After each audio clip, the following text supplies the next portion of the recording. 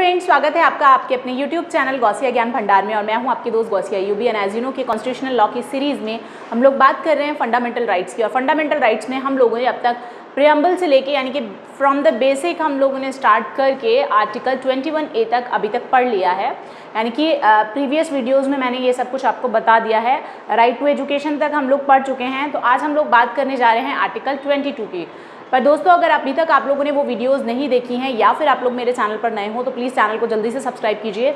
Video पसंद आए तो इसे लाइक ज़रूर कीजिएगा और शेयर करना भी मत भूलिएगा। साथ ही साथ जितनी भी वीडियोस हैं आप लोग वन बाय वन उनको ज़रूर देखिएगा। मैंने एक सेपरेट प्लेलिस्ट बना रखी है कॉन्स्टिट्यूशनल लॉ सीरीज़।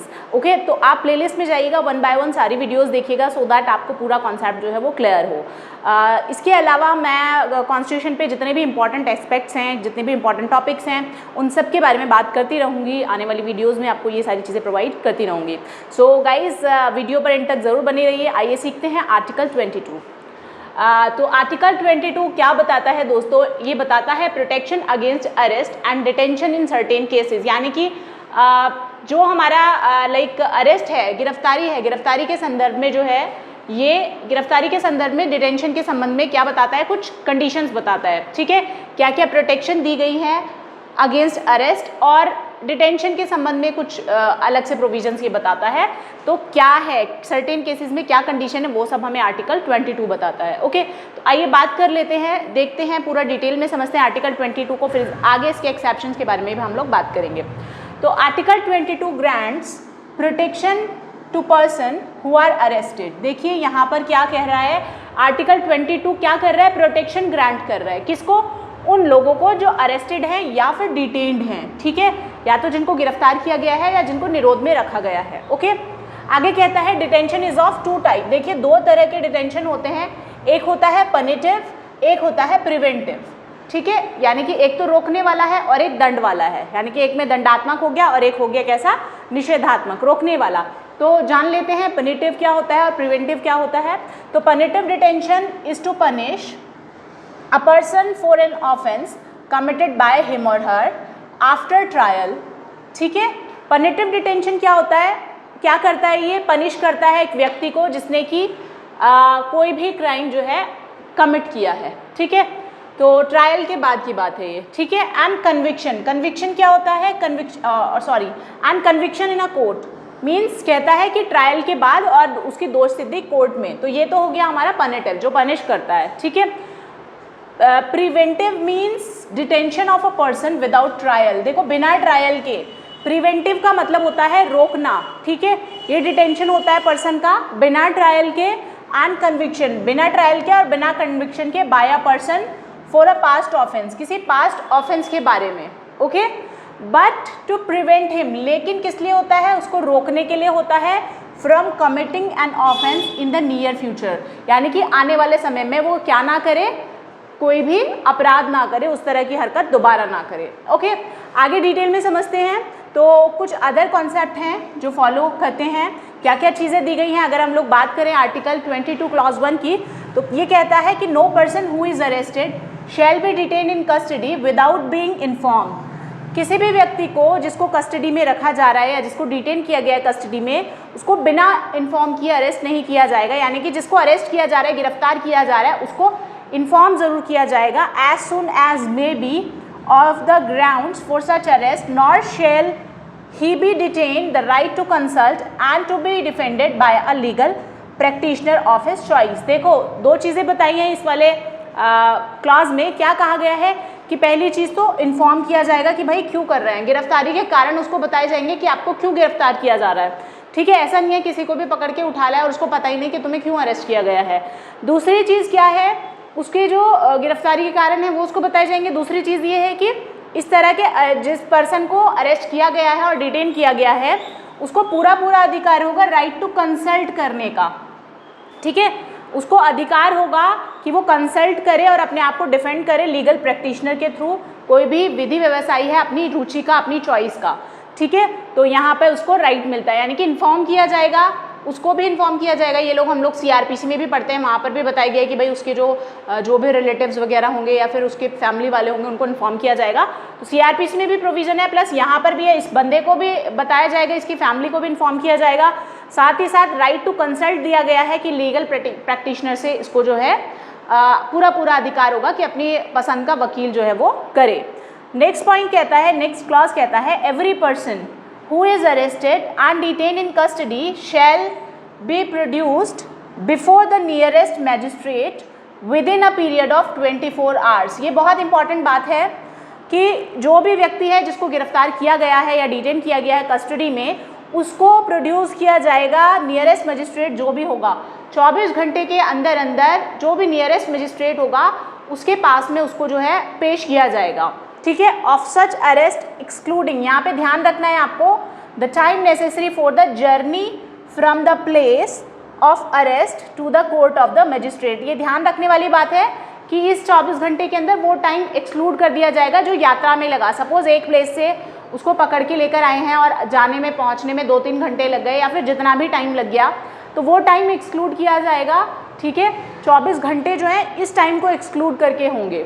ठीक है, उसको 24 घंटे के अंदर क्या होगा, मजिस्ट्रेट के सामने प्रोड्यूस किया जाएगा, पेश किया जाएगा। And no such person shall be detained in custody beyond the said period without the authority of a magistrate। यानी कि इस तरह के पर्सन को जो है किसी को भी डिटेन नहीं किया जाएगा कस्टडी में बिना जो भी अथॉराइज्ड मजिस्ट्रेट ने जो भी पीरियड प्रिस्क्राइब किया है उसके बिना। यानी कि अपनी मर्जी से उसको डिटेन नहीं किया जाएगा, विद इन 24 आवर्स उसको क्या किया जाएगा, उसको मजिस्ट्रेट के सामने पेश करेंगे।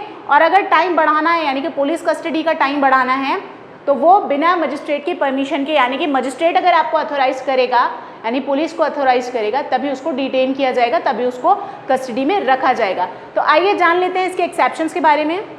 तो दोस्तों देखिए, एक्सेप्शन की बात करते हैं। आर्टिकल 22 क्लॉज 3 में क्या कहा है कि nothing in clauses 1 and 2 shall apply to any person who for the time being is an enemy alien. यानी कि यहाँ पे कहा है कि जो आर्टिकल 22 क्लॉज 3 है इसमें कह दिया गया है कि जो क्लॉज फर्स्ट अभी हमने डिस्कस किया और क्लॉज 2 हमने डिस्कस किया, उसकी कोई भी बात किस पे अप्लाई नहीं होगी। यानी कि जो 24 घंटे वाली बात और विधि व्यवसायी वाली बात थी, ठीक है, और जो इन्फॉर्म करने वाली बात थी वो किस पर अप्लाई नहीं होगी, जो व्यक्ति time being an enemy alien है, यानी कि तत्समय प्रवर्त, तत्समय शत्रु अन्य देशीय है। ठीक है, और टू एनी पर्सन, और किसी ऐसे व्यक्ति को हु इज़ अरेस्टेड और डिटेन, जो अरेस्ट किया गया है या डिटेन किया गया है under any law providing for preventive detention. यानी कि अगर उसको किस लॉ में अरेस्ट किया गया है या डिटेन किया गया है, प्रिवेंटिव डिटेंशन के थ्रू। ठीक है, निवारक निरोध अधिनियम के थ्रू उसको जो है अगर अरेस्ट किया गया है तब भी उसके ऊपर वो क्लॉज 1 एंड क्लॉज 2 लागू नहीं होंगे। Okay, Article 22 says that these rights are not available to any enemy alien। यानी कि enemy aliens को ये लागू नहीं होता आर्टिकल 22 के ये rights. And secondly the person detain under the preventive detention laws. यानी कि इन दो लोगों को ये वाले आर्टिकल 22 वाले जो बेसिकली हम लोग कहें प्रोविजन वो लागू नहीं होती, ये राइट्स उनको प्राप्त नहीं होते। ठीक है, तो आगे देखते हैं राइट अगेंस्ट कस्टोडियल डेथ। तो कस्टोडियल डेथ के बारे में आप लोगों ने बहुत सुना होगा। कस्टोडियल डेथ जो है होती रहती हैं, इवन काफ़ी सारी मूवीज़ भी आई हैं कस्टोडियल डेथ पे, सीरीज़ भी आप देख सकते हैं। तो देखिए, राइट अगेंस्ट कस्टोडियल डेथ दिया है, एक केस आया था Hemdar Hazarika versus union of India 2007 का केस था। इसमें गुवाहाटी हाई कोर्ट ने डिक्लेयर किया था that every citizen has a right to life. यानी कि हर जो नागरिक है उसको राइट टू लाइफ है, यानी कि जीवन जीने का अधिकार है। And to live with human dignity, और उसको जो है ह्यूमन डिग्निटी के साथ ज़िंदगी जीने का, बसर करने का पूरा हक है अंडर आर्टिकल 21। आर्टिकल 21 हम लोग ऑलरेडी डिस्कस कर चुके हैं, उसमें बताया गया है राइट टू लाइफ, है ना। तो राइट टू लाइफ में उसको पूरा ह्यूमन डिग्निटी के साथ में जीने का अधिकार है।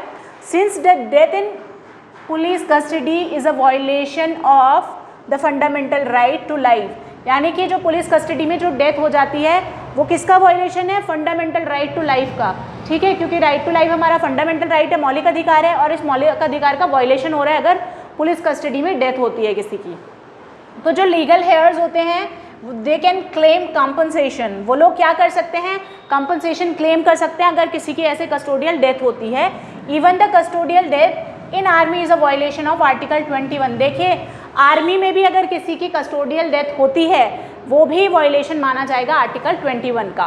ठीक है, आगे चलते हैं। आगे बताया गया है हमें सेफ गार्ड्स अगेंस्ट अरेस्ट और detention made under preventive detention laws. अब हमने बताया था कि प्रिवेंटिव डिटेंशन वाले जो है उन पर लागू नहीं होगी ये बात, ठीक है, तो अब उनका भी सेफ गार्ड बताया गया है, उनको भी सेफ गार्ड मिले हैं अगर उनको अरेस्ट किया किसी को अरेस्ट किया जाता है या डिटेन किया जाता है प्रिवेंटिव डिटेंशन लॉज में, ठीक है। तो इसके बारे में प्रोविज़न है हमारे पास आर्टिकल 22 क्लॉज 4 से लेके 7 तक, ठीक है। 4 to 7 क्लॉज में हमें जो है क्या दिया गया है, सेफ गार्ड दिए गए हैं detention made under preventive detention law में, ठीक है।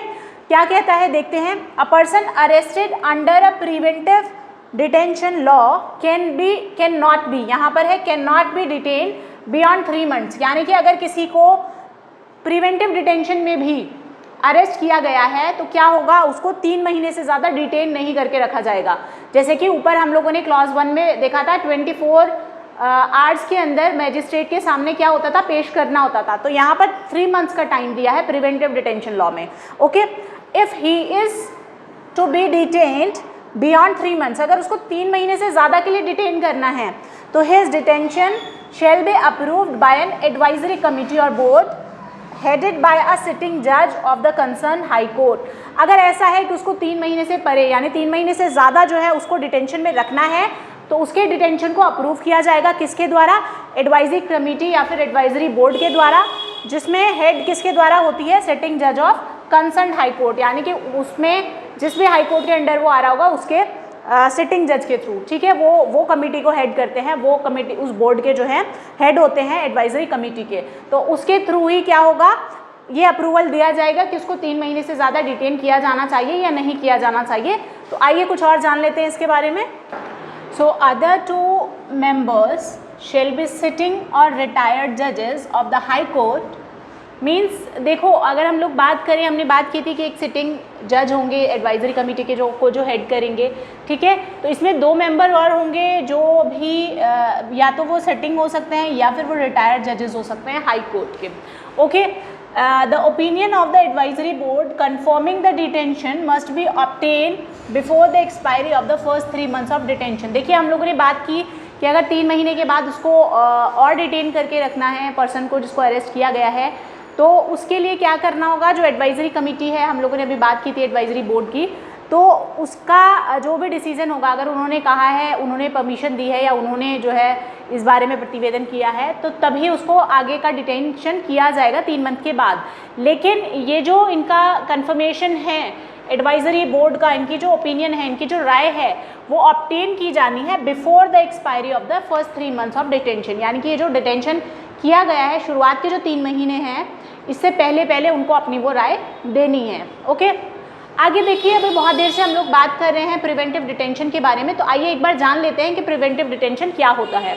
तो प्रिवेंटिव डिटेंशन का मतलब होता है the detention of a person without a trial in such circumstances that the evidence in possession of the authority is not sufficient to make a legal charge। देखिए क्या होता है, डिटेंशन जब किसी व्यक्ति की जाती है बिना किसी ट्रायल के, इस तरह की परिस्थितियों में कि जो एविडेंस हैं अथॉरिटी के पास में वो सफिशिएंट नहीं है कि उसके ऊपर कोई लीगल चार्ज बन सके, ठीक है। तो जो जस्टिफिकेशन है प्रिवेंटिव डिटेंशन का, the justification for preventive detention इस सस्पिशन यानी कि शक के बिना पर है, रीजनेबल एप्रीहेंशन है, रीजनेबल प्रोबेबिलिटी है यानी कि युक्त एक तरह से संभावना की बात हो रही है, of the impending commission of an act prejudicial to the state, यानी कि खतरा है, कुछ ना कुछ उन लोगों से खतरा है, किसी तरह का शक है उनके ऊपर, ठीक है। The aim is to prevent the abuse of freedom by anti social and subversive element. जो एम है इसका प्रिवेंटिव डिटेंशन का, वो क्या है, रोकना। किस चीज़ को रोकना, एब्यूज़ ऑफ फ्रीडम, यानी कि हमारी जो आज़ादी है उसके उसको प्रिवेंट करना, जो मतलब एब्यूज़ है फ्रीडम के लिए उसको प्रिवेंट करना है, किससे, bye anti social and subversive element से, इस तरह के एलिमेंट से, सो दैट आज़ादी को हमारी खतरा ना पड़े। तो देखिए बहुत इंपॉर्टेंट केस आ जाता है गाइज, इसमें सुप्रीम कोर्ट ने एक Gopalan versus state of Madras case में 1950 में एक्सप्लेन किया था, किसके बारे में, necessity of the provisions relating to preventive detention, यानी कि प्रिवेंटिव डिटेंशन से रिलेटेड यहाँ पर इन्होंने क्या किया था, प्रोविज़न की आवश्यकता को बताया था कि क्या ज़रूरत है और कोर्ट ने, सुप्रीम कोर्ट ने ऑब्जर्व किया था, क्या ऑब्जर्व किया था? This sinister looking feature so strangely out of place in a democratic constitution which invest personal liberty with the sacrosanctity of a fundamental right and so incompatible with the promises of its preamble, is doubtless designed to prevent the abuse of freedom by anti-social and subversive elements which might imperil the national welfare of the infant republic. Basically कहना क्या चाहा इन्होंने इस case में कि ये जो detention है, ये जो किया जा रहा है, ये जो सिनिस्टर लुकिंग फीचर है, ठीक है, ये स्ट्रांगली इसको, स्ट्रेंजली इसको कहाँ से लिया गया है? Out of a place of in democratic constitution से। यानी कि हमारे डेमोक्रेसी में, हमारे डेमोक्रेटिक कॉन्स्टिट्यूशन में हमें पता है कि हमें राइट टू लिबर्टी मिला हुआ है, आज़ादी से जीने का अधिकार हमें मिला है, ठीक है। तो यहाँ पर यही चीज़ देखी जा रही है कि ऐसा ना हो कि कोई भी एंटी सोशल एक्टिविटी हो या एंटी सोशल एलिमेंट हो, सबवर्सिव एलिमेंट हो, वो हमारे नेशन को, हमारी वेलफेयर को जो है खतरा, नेशनल वेलफेयर को जो खतरा बन जाए। तो उसी खतरे को रोकने के लिए यहाँ पर क्या किया गया है? ये प्रिवेंटिव डिटेंशन बनाया गया है और इसमें ध्यान रखा गया है जो हमारे प्रियम्बल है इसके प्रोमिसेस को, कि हमारी जो प्रियम्बल है वो क्या प्रॉमिस करती है हमें, ठीक है। तो इस बारे में ये बताया गया है। तो गाइज अगर हम लोग बात करें आर्टिकल 22 की, तो हमें 44 अमेंडमेंट के बारे में बात करना भी ज़रूरी है। तो आइए थोड़ा सा 44 अमेंडमेंट के बारे में जान लेते हैं कि 44 अमेंडमेंट इस आर्टिकल से रिलेटेड क्या बताता है। सो गाइज कॉन्स्टिट्यूशनल अमेंडमेंट की अगर हम लोग बात करें 44th अमेंडमेंट एक्ट 1978 की, it propose to amend clause 4A of article 22 of the effect that. देखिए क्या कह रहे हैं, ये कहना चाहता है गाइस कि जो 4A है आर्टिकल 22 का, इसमें अमेंडमेंट लाने की बात की गई है। हालांकि ये अभी लागू नहीं हुआ है, ठीक है, अभी ये पेंडिंग है, प्रपोज किया गया है। देखिए क्या कहना चाहता है, a detention without obtaining to opinion to the advisory board shall continue for not more than 2 months। यहाँ पे दोस्तों कहा गया है कि ये जो हमारा डिटेंशन है बिना ऑब्टेन किए, ओपिनियन, किसकी ओपिनियन ऑब्टेन किए हुए? एडवाइजरी बोर्ड की, वो कंटिन्यू रहेगा for not more than 2 months। यानी कि पहले हम लोगों ने 3 months की बात की है, तो ये जो अमेंडमेंट होगा इसमें सिर्फ 2 महीने की बात की गई है। यानी कि 2 months के लिए क्या होगा? नॉट मोर देन 2 months, यानी कि 2 महीने से ज़्यादा का नहीं होगा डिटेंशन बिना ओपिनियन को ऑब्टेन किए। This change was to be brought into force by the notification by the government of India। ये चेंज कैसा आएगा, लाया जाएगा ये नोटिफिकेशन से by the government of India के थ्रू। ये as yet no such notification has been issued, लेकिन अभी तक इस तरह का कोई नोटिफिकेशन जो है वो जारी नहीं किया गया है। and therefore the law remains as it was prior to the said amendment act। तो यानी कि इस अमेंडमेंट एक्ट से पहले जो कुछ भी कहा गया है, जो भी हम लोगों ने अभी तक डिस्कस किया है, वही सब रहेगा। लेकिन जब ये नोटिफिकेशन आ जाएगा गवर्नमेंट का, क्योंकि अभी तक आया नहीं है, तब से ये वाली बात यहाँ पर लागू होनी शुरू हो जाएगी। Okay, the detaining authority must communicate as soon as may be to the detenu, यानी कि detain person, the grounds of such detention. तो डिटेनिंग अथॉरिटी जो है वो कम्युनिकेट करेगी एज सुन एज जो डिटेन पर्सन है उसको ग्राउंड्स बताएगी इस तरह के डिटेंशन के। ये बच्चों सॉरी ये गाइस, ये जो बात है ये अमेंडमेंट के बाद की बात है, ठीक है। आगे क्या कहता है देखिए, the detenu must be afforded the earliest opportunity to make a representation against the order of detention. यानी कि जो ऑर्डर ऑफ डिटेंशन है इसके अगेंस्ट उसको अपॉर्चुनिटी मिलेगी अपनी रिप्रेजेंटेशन की। ओके, अर्लीस्ट अपॉर्चुनिटी जो भी है वो अफोर्ड कराई जाएगी। No detention beyond the maximum period prescribed under a law made by Parliament under clause 7B। देखो कोई भी डिटेंशन जो है बियॉन्ड मैक्सिमम पीरियड जो भी प्रेस्क्राइब किया गया है, जो पार्लियामेंट ने क्लॉज 7B में बताया गया है, अंडर क्लॉज 7B में बताया गया है, उसके सिवा नहीं किया जाएगा कोई भी डिटेंशन, ठीक है। तो ये सारी चीज़ें जो है 44 अमेंडमेंट एक्ट 1978 में आएगी। हालांकि अभी तक इस तरह का नोटिफिकेशन जो है वो जारी नहीं किया गया है। सो आप लोगों को ये चीज़ भी ध्यान रखनी है। सो गाइज आई होप कि आर्टिकल 22 आप लोगों को बहुत अच्छे से समझ आया होगा। अगर आपको फिर भी कोई डाउट है आर्टिकल 22 के रिगार्ड में, तो आप लोग प्लीज़ कमेंट सेक्शन में ज़रूर बताइएगा। I would really love to help you. And अभी तक अगर आप लोगों ने प्लेलिस्ट जाकर चेक नहीं की है, उसमें प्रीवियस वीडियोस आप लोगों ने कॉन्स्टिट्यूशन की नहीं देखी है, तो जल्दी से देख लीजिएगा, वीडियोस देखिएगा, अपने नोट्स बनाइएगा। और अगर कोई भी डाउट आपको किसी भी वीडियो में लगे तो आप लोग कमेंट सेक्शन में ज़रूर बताइएगा। मैं ज़रूर से आपकी हेल्प करूँगी, जैसे ही मुझे टाइम मिलेगा आपके कमेंट्स को जो है मैं ज़रूर कंसीडर करूँगी। सो आई होप कि वीडियो आपको पसंद आया हो, पसंद आया तो इसे लाइक ज़रूर कीजिएगा, शेयर कीजिएगा और चैनल को सब्सक्राइब करना मत भूलिएगा। Thank you so much for watching. खुश रहिए, मुस्कुराते रहिए।